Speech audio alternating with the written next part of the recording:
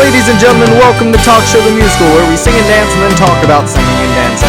And now here's your host, Spencer Walsh. Ladies and gentlemen, welcome to the third episode of Talk Show the Musical. Today, I'm talking to my friend Dean Parker, who made a film, and it was awesome. He's a great filmmaker He's a great filmmaker in the making, yeah. So, without any further ado, let's go to the episode with the power of editing. Yeah, so how you doing? Good. I slept till 11 o'clock, and Brighton slept till like 2. correct, he did.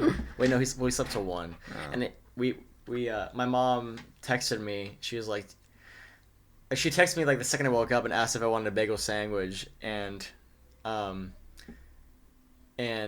she came home with bagel sandwiches for Brian and I. And Brian, it sat in like out on the kitchen table for like 3 hours and just uneaten. And then like, you want some? I woke Brian up. I was like, good morning. You want breakfast? It's 1 o'clock. So I don't know. And then. Yeah, we were really tired. We stayed up till 2 o'clock watching The Phantom Menace. Have you ever fell asleep till like 1 o'clock? Have you ever done that before? Oh, after we that morning after we had prom at school, like we stayed up to like after prom till 5 o'clock. I got home. I didn't go to bed till like 6 o'clock in the morning, which is when I'd be waking up for school. I thought that was really weird that I went to bed the time I wake up for school. Yikes. But I woke up at 10 o'clock somehow. And I don't know why. I felt normal. I was like, I slept for 4 hours. But then next weekend, the weekend after, then I slept till 1 o'clock. I was like, oh, there's the after prom sleep that I needed. I talked about Music Man in the first episode, but I was in Music Man with like Triple C. Oh, no, it's CMT, not Triple CT. CMT in Cincinnati, and there was this crazy party that went on to like 2 o'clock, and when I got home around like 3:30 or something. And that's when I woke up at like 1 or 2, and this was in 6th grade. It's like, whoa, this is what it feels like to wake up this late. So let's get to So I ask everyone on the show the top 5 questions about musicals and theater. So, what got you into theater? I remember it so well. It was okay. So in 1st grade, we did this this kind of like show thingy. I don't remember what it was for, but we did this kind of like in-class show, and I got the part of like the king. I think it was like a random drawing just out of a hat who got like the parts, and I got like this king character. It wasn't the main character, it was a supporting role. It was like the villain of the show. And we had scripts and stuff, and we rehearsed it like, a couple of times, and then our parents came in one day for school, and they watched us put the show on. And so the teacher said, you guys don't have to memorize these lines. You guys can have the scripts with you and read the lines. But I thought it was so cool that I had memorized my lines. Like I felt embarrassed that I had memorized my lines. That I kept the script with me, like when we did the show, but I didn't even read from it. I just kind of had it here, but I didn't read from it. Yeah, and then I was like, that's a lot of fun. And so then I tried out for the Loveland Stage Company's production of Schoolhouse Rock back in like 2006, 2007, I think. Oh. And that's kind of where it all started. So, next question, what are your favorite musicals to watch? I really like watching Wicked. Oh yeah, Wicked comes up every episode. Like we've had 3 episodes, and every time Wicked has come up. That and Kayla Stroud, just to keep the Kayla Stroud comes up every episode. Like yeah, we talked about her black beltness in the first episode. I'm not sure if it made the cut. She's a black belt? Yeah, she's a black belt. Isn't that crazy? I didn't know that. Yeah, it's nuts. That's and then cool. I think we talked about her in the ATRs in the first episode as well. We also talked about her like when she played Adelaide. And then now she's coming up again, just in reference to she might just in reference to me talking about Wicked. Yeah, I think it's coming up on the talk show, and she just happens to be one of the things. Yeah, and I'm thinking about doing a Wicked episode, depending on how things fan out. And then I hope to have her on, just to have the 2 things that constantly come up. Yeah, be one of the things. So. Yeah, it's going to be an effort to make those things always come up. Just, bring up Wicked and Kayla every time. Yeah. I'm going to add that to the, initial draft of the prep sheet. So, what were your favorite shows to be in? I enjoyed being in Shrek back in 2013. 2 years ago. 14. No, was it 2014? Yes. No, it was during You're in Town. Yes, it was. And it was during my freshman year. You have your Cabby's Gala thing over there, so it was 2014. Yeah. Oh, yeah, I like talking about things that are out of frame. We should probably do something about that lion. But like, I don't know how it got in the room. Like, do you know how that lion got in the room? I brought it in here. Oh wow, like, yeah, it's just. Oh, I didn't even see you bring it in. Wow, we should probably do that in something about like. You have Brighton tied up in a corner over there. That's what you get for sleep until 1, Brighton. But we'll feed you to the lion if you get up if you fall asleep again. Yeah, I like doing Shrek because I played Donkey, and I like the show I'm in right now. I've liked all the acting up shows I've been in. Yeah, acting up. We talked about it in the first episode. Acting up's a great theater company. You should either see the shows or be in them. So. But I think my least favorite acting up show that I was in was Seussical. Because I just don't like Seussical anymore. Well, how come? Just because Seussical is so annoying. Like, it got really annoying, and I don't know. It was just weird. It's just a weird show, but all the other shows like Tom Sawyer that I was in. Is that your first show? For acting up. Me too. Yeah. And then Children of Eden was a lot of fun. You weren't in that though. I was. You were in that? Yeah, I was part of the snake. I'm sorry, you were part Gosh! of the snake. And Beauty and the Beast was a lot of fun. And this show I'm in right now. By the way, Spencer, we've talked about. Aaron Wallace has talked about you, and Joey has talked about you. It's like there was like last year in Beauty and the Beast, he mentioned that or this year he mentioned that last year in Beauty and the Beast he was like, I want someone to like completely just like go out crazy. If you do, I'll give you a sucker. And he said the only one who did that was you. I didn't get a sucker. Or like there was like the Joey challenge or whatever. Yeah, and you did the Joey challenge and you won. I didn't know that like there were suckers up for this, so I'm gonna say like I'm a year overdue. Where's my sucker? Yeah. Joey Schnell, where is my sucker? # where's my sucker on Twitter. I want to see this trending, and I want my sucker. I expect it in 10 weeks. Does he watch this? I hope so eventually. When I post this on Facebook, I'm just gonna write # where's my sucker. Okay. Back to the questions. What are your dream roles? Okay. I answered this one time. There was like that Facebook thing going on about answering what your dream were. I like Phantom of the Opera, and just either the Phantom or Rao. Like I like both of those characters. Those would be fun characters to play. Yeah, like Phantom has some awesome songs. Mm-hmm. But he's basically Two-Face. He is. He's got like the two thing going on. Like I guess that's the only real similarity. But I like Princeton from Avenue Q. Oh, Princeton's a great one. I just want to be in Avenue Q. I love puppetry. I love that kind of. Yeah, it's a good show. I like it. If only acting up would ever do it. Why won't you do Avenue Q? The most family friendly show of them all. If only my school would do it. Yeah, I kind of want to play. I kind of want to be in West Side Story. Maybe like as Tony or like some like gang dude. I think being an officer. I'm fine with Officer Krupke. We did Officer Krupke, and that worked for me. Yeah.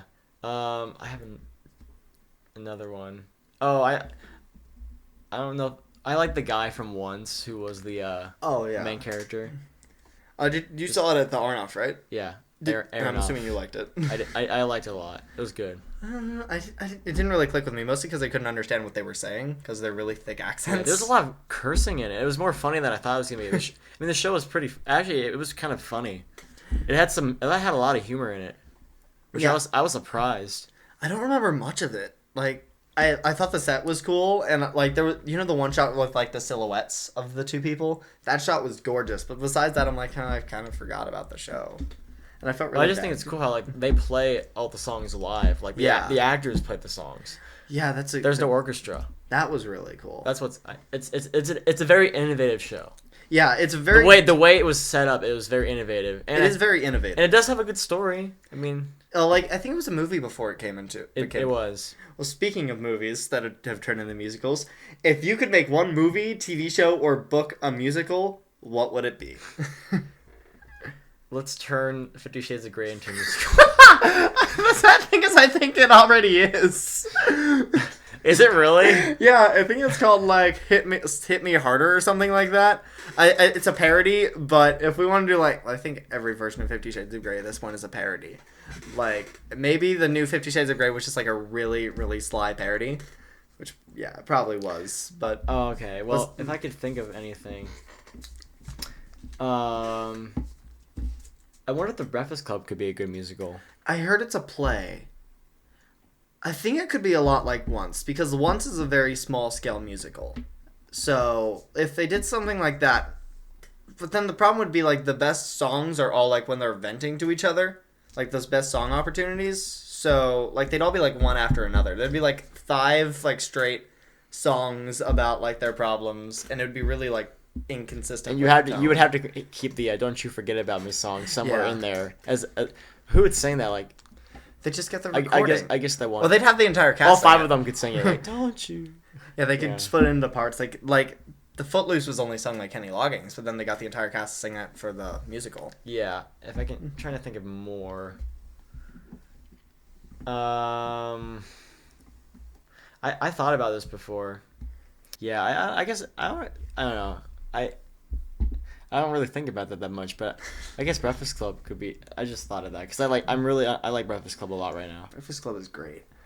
Like the more I think about it, the more I like it. It's just like not. It's just really well written. It's a great movie, and I think John Hughes wrote that in like a weekend or something. I don't know. I love the way it was written. Yeah, it's great. Its script is very smart. It's phenomenal. And everything they talk about in the film, it's still true to how high school works today. Precisely. And it's not even high school, but like I'm just sure in general, college high school, just life, adolescence in general. And then because cliques exist even out of school. Yeah. One of my teachers always talks about how like adults are still petty and they're still like people, and they like, no, I swear it goes away after college. No, it doesn't. Yeah, like that's one of those things. And speaking of adolescence, let's talk about your film. So segues. So tell us about your film and like what it's about first, and then we'll start breaking it down. So the film is called No Love in Loveland, and basically it's about this is like what I wrote on Vimeo.com is what the bio kind of says. A love-seeking teenage boy tries to start a love revolution in a town called Loveland, and just kind of like it's hard to explain. Like it kind of talks about how love doesn't really work out all the time for people, and people, like you said in your review, are hypocrites. Yeah, pretty much. Yeah, people I talked about in my review. This was first of all, this was an awesome movie. I got to do the premiere, and that was a lot of fun. And the ending is so great because it's just like, I don't want to spoil it, but the ending is perfect for like what this movie is. I loved writing the ending. I was like, in your face, society. I was like, I liked writing the ending because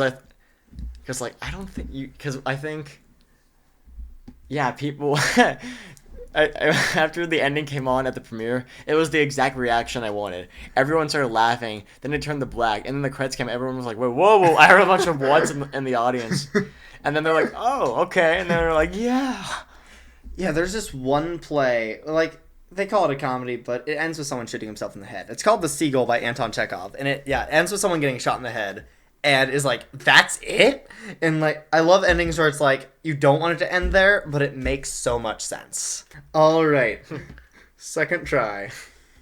How did the film change from concept to final project? There were like storytelling elements. I don't want to give too much away because this part of it is a spoiler. But there was a storytelling element that I was going to keep consistent throughout the whole film. But then it changes at a part in the film, and originally I wasn't going to do that. It's hard to explain, but you know what I'm talking about. Like, you'll know what you're talking about once you see the film, and everyone who watches this should see the film along with #Where's My Sucker. I think the biggest change was that the casting the cast members got changed a lot. Matt Truesdale, who was one of the main, he's kind of just the main character in the film. He played Isaac. He was always on board for the film. The other 3 characters, they got changed a lot. I had other ideas for the characters when I first did it, and not to say that the people who played it play the characters now, they were really good. I'm not saying that like I don't think like, well, you're my second choice. No, I mean like I just had this film, and like I just like, okay, well, who can, like they were just some of the first people that I thought of, and they couldn't do it. I mean, it's just that was one of the big changes, I think, just the casting. Like I said, not to say that the people who ended up in the cast, they still did a really good job, like regardless. Yeah, I get that. all four of the actors, they really did do a really good job. Seriously, I was impressed. Did you guys have any like crazy filming stories? Oh boy, did we? We did.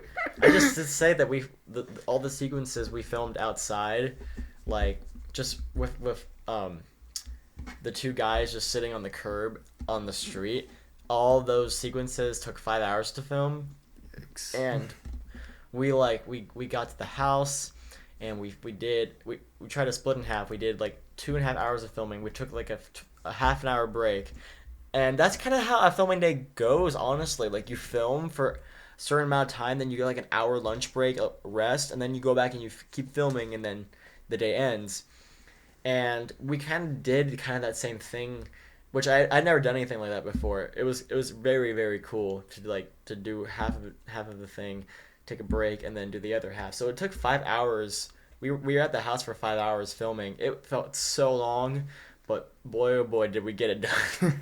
And I think it turned out really well. And we got sunburnt and we were exhausted. Except for Brighton. Yeah. Shut up, Brighton! You're gonna get fed to the lions. So, moving on to the other topics. So we're big film buffs. Like, you should have heard our conversation that went on for 45 minutes before. Like, we were just talking about Star Wars and Academy Awards, and it was crazy. So we're gonna talk about movie musicals.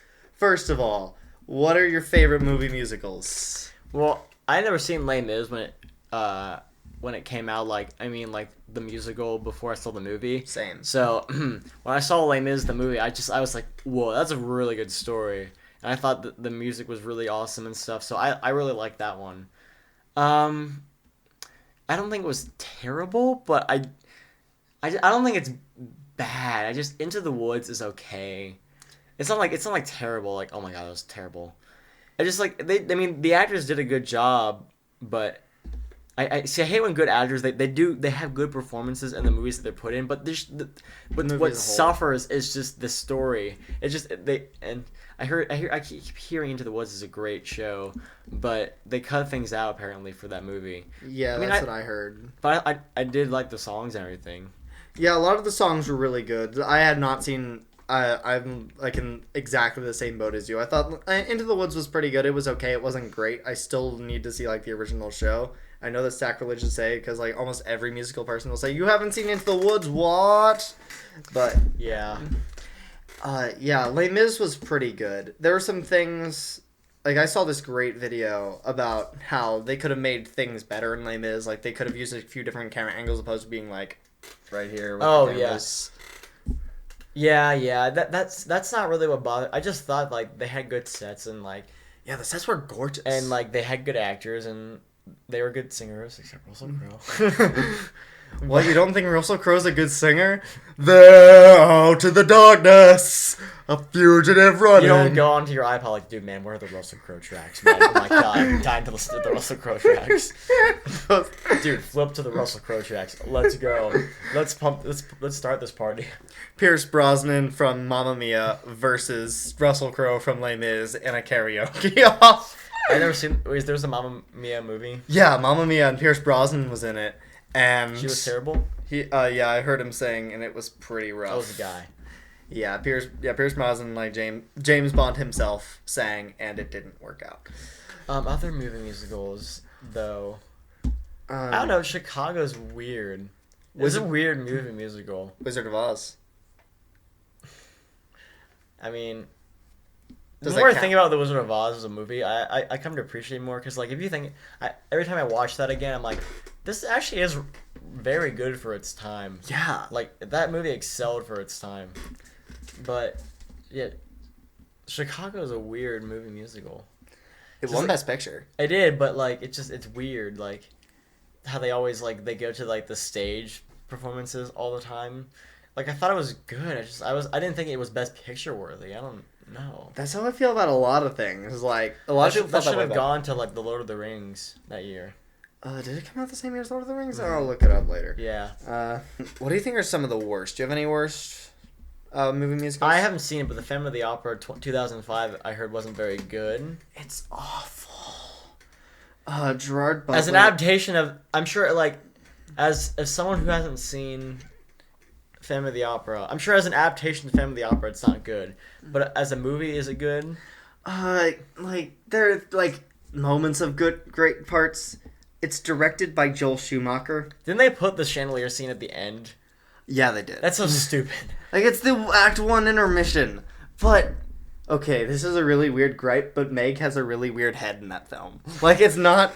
It's a weird head. And Gerard Butler's just a terrible singer.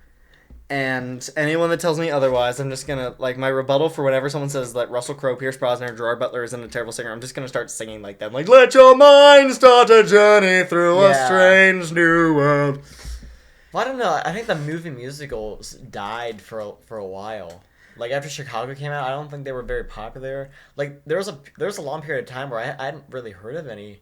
I think like when Les Mis came out, like it had been a while since a movie musical came out. I think they're always like a couple, like they're not that popular because they're always seem like one every couple of years. Yeah, they're not coming. I mean, it's not like the thing that everyone wants to see, but when they come out, the theater kids blow up. And then, like, there's also the new people that are like, I've always loved musicals. Like, no, you haven't. I've seen Wicked. yeah, Wicked. Wicked's a great show, but, like, I've seen Wicked. Like, that's the gateway show. That doesn't mean you're into musicals if you've seen Wicked. I mean, like, if you're into musicals, you have to see Wicked, but you have to see more than just Wicked. Well, kind of talking about movie musicals as a whole, do you think that they work?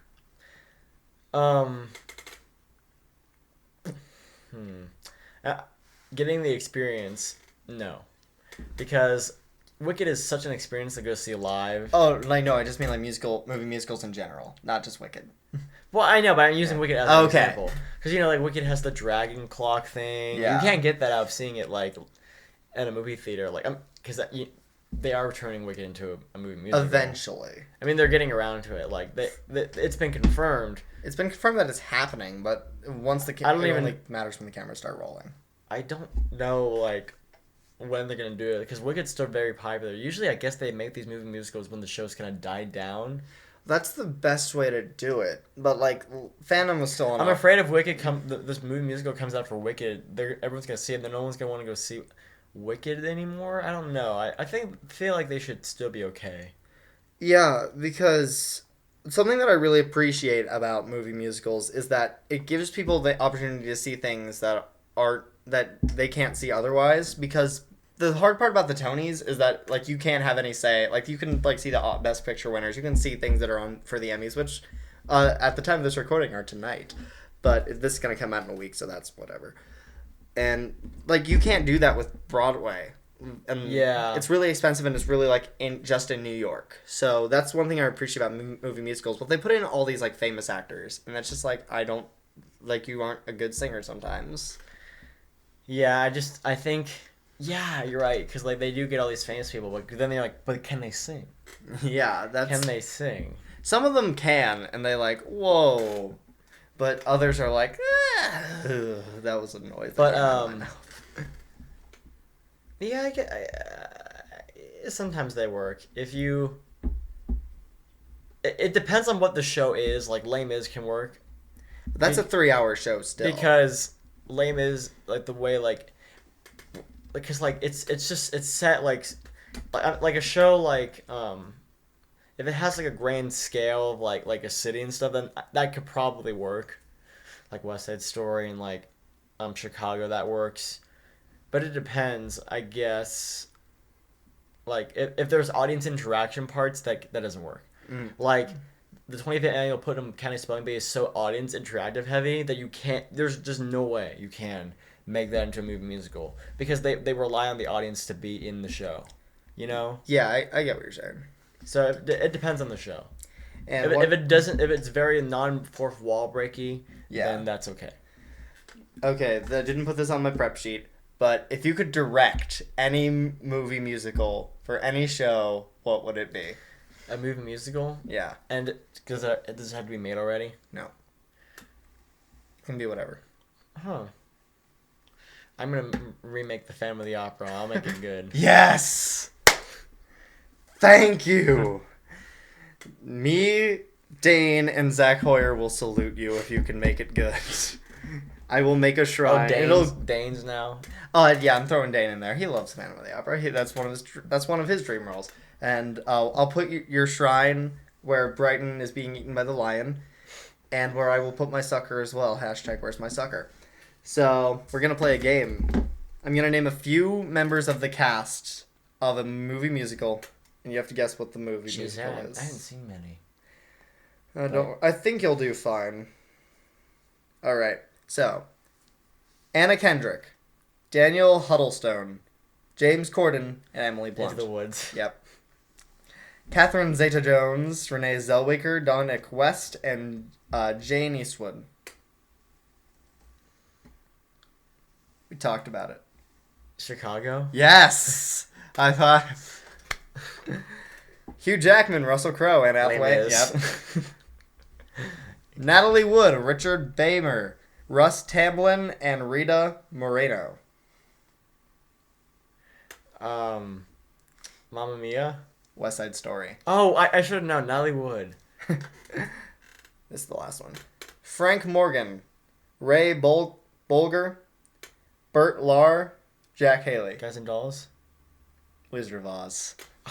I was like, I don't want to put Judy Garland in there. You can't put. I don't consider Wizard of Oz as a movie musical because it's not based on a musical. That's fair. Like I consider it one. It's an original story. Oh wait, no, it's not. It's based on a book. But like the song is original, but I almost forgot it was based on a book.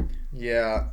All right. So, but like it's neither here or there. So, final question. This is about your film again. What is your favorite thing about your film? I just think it's just an idea that I think is interesting, like the whole concept of the film. I think that's one of the things I really like about it, and one of the things I liked about going in, when I thought of the idea, just this whole idea of like love doesn't work out all the time and people are hypocrites, like you said. And yeah, just that whole idea I think is really, that's what I like about it, and I'm proud of that idea. Yeah, I don't blame you. That is a great idea. We're gonna cut to the trailer now to Dean Parker's film No Love in Loveland. I'm gonna put in the description a link to so you can see it on Vimeo. And we didn't get to talk about it, but it got nominated for an award. What award? Well, it's part of a film festival. Yeah. The 2015 All-American High School Film Festival. I can show you some stuff about that in a second here. And that happens in New York City in Times Square. It's going to be shown at the AMC in Times Square. That's awesome. I'm really excited. That happens in about less than 3 weeks is when I go. Oh, I'm so excited. By the time this airs, it'll be 2 weeks. I'm so excited. Let's root for Dean Parker in all of his powers. I'm so excited. Good luck. Hopefully he wins Best Comedy Film. We'll be rooting for you. Thank you. This has been so much fun. We're going to cut to the trailer, and we'll see you next time on Talk Show the Musical. Bye! Wait, goodbye, Dean. Brighton, shut up. We live in a town called Loveland, right? Yes, we do. So why isn't anyone in love? I couldn't tell you. I know. I'm gonna start a love revolution. Once I get a girlfriend, we'll be so cute and adorable that everyone will want to start dating. What, Isaac? Will you go out with me? No. Please? No. Please? No. Please? I'm so shy around him, you know? Hey Isaac, it's Caroline from school. Oh, I see what this is here. You're trying to ask me out.